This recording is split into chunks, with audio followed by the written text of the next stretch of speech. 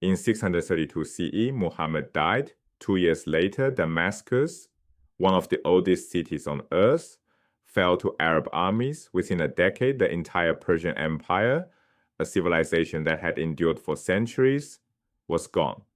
Within a generation, Arab fleets were defeating the Byzantine navy in open water. How does a desert society with no navy, no siege engines, and no empire of its own pull this off? And then, unlike every other rapid conqueror in history, keep what it took. 6 things had to be true simultaneously. Factor 1. Exhausted empires. In 626, just 4 years after the Hijrah, Muhammad's migration from Mecca to Medina that starts the Islamic calendar, Persia besieged Constantinople itself. The Byzantine and Persian empires had spent decades pouring everything into destroying each other. By the time Arab armies arrived, they weren't fighting superpowers. They were fighting hollowed-out shells. Think of 2 heavyweight boxers who've gone 15 rounds. They can barely stand. And a fresh fighter walks into the ring. Factor 2, the desert as a weapon. The desert functioned for Arabs the way the sea later functioned for Vikings. Arab forces could appear from the desert, assess a city's defenses, attack if conditions favored them, or vanish into terrain no urban army could follow them into. This gave them permanent strategic initiative. They chose when and where to fight. Their enemies couldn't pursue them, couldn't predict them, couldn't pin them down. The desert was both shield and highway, and no one else knew how to use it. Factor 3. Enemies within the empires. Persia's Zoroastrian elite alienated religious minorities. Byzantium actively persecuted its own monophysite Christians, believers who held that Christ had one nature rather than 2. These populations didn't necessarily welcome the Arab invaders, but they didn't fight hard to stop them either. The most striking example comes later. At the Battle of Damascus in 655, the Arab navy that defeated Byzantium was largely crewed by monophysite Christians from Egypt and Syria, non-Muslims fighting for the Arab cause because their own empire had persecuted them. Factor 4. Tribal energy redirected.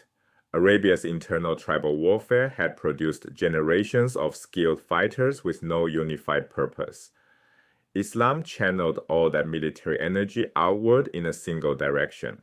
What began as raids for plunder transformed into full-scale conquests when the Arabs discovered how weak their opponents were. Success bred success. Factor 5. Religious motivation.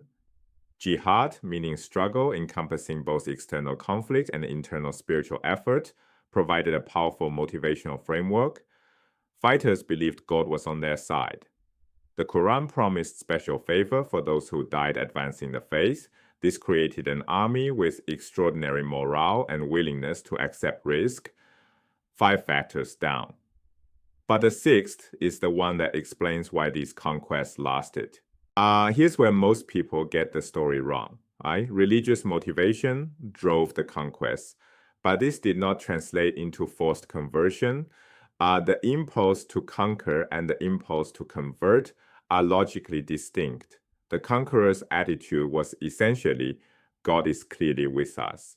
If the conquered want to become Muslim, that makes sense. If they don't, that's their concern. The evidence is decisive. Conquered populations remained non-Muslim majorities for centuries. Islam's own theological distinctiveness was still being worked out over its first century, from the community at Medina through the Abbasid Revolution in 750. The conquerors allowed conquered peoples to maintain their religion, livelihood, and private lives.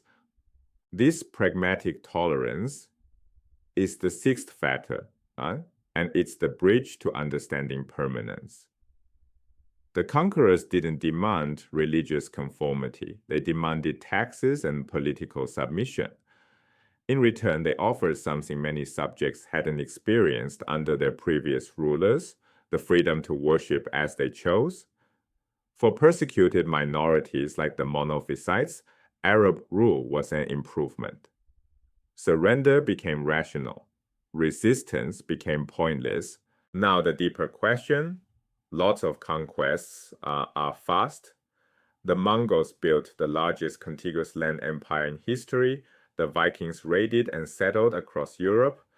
Both were less economically developed peoples overrunning wealthier civilizations, but the Mongols fragmented within generations. The Vikings were largely absorbed into the cultures they conquered. The Arabs did something different. They conquered and stayed, becoming themselves a cultivated, wealthy, highly civilized empire. They absorbed Greek philosophy, Persian administration, and local traditions. They didn't just occupy territory, they built something new. Three things are startling about early Islam: Muhammad's career, the speed of the conquest, and the cultural adaptability that let the conquerors hold and develop what they'd taken. So what's the takeaway, not just for Islamic history, but for understanding conquest in general? Return to the 6 factors. No single one explains the Arab conquest. Remove the exhausted empires, and the Arabs face real resistance. Remove desert mastery, and they lose strategic initiative. Remove the discontented minorities, and conquered populations fight back. Remove any one factor, and the result changes dramatically. The lesson: when you see a shocking historical outcome, look for convergence rather than a single cause. The second framework, the permanence test, applied to any conquest. Did the conquerors adapt or did they just extract? The Mongols extracted tribute, resources, submission, and their empire shattered. The Vikings adapted but were absorbed, becoming French in Normandy, English in the Danelaw, Slavic in Russia. The Arabs adapted and maintained their identity. They governed pragmatically, tolerated religious diversity, and built new cultural synthesis.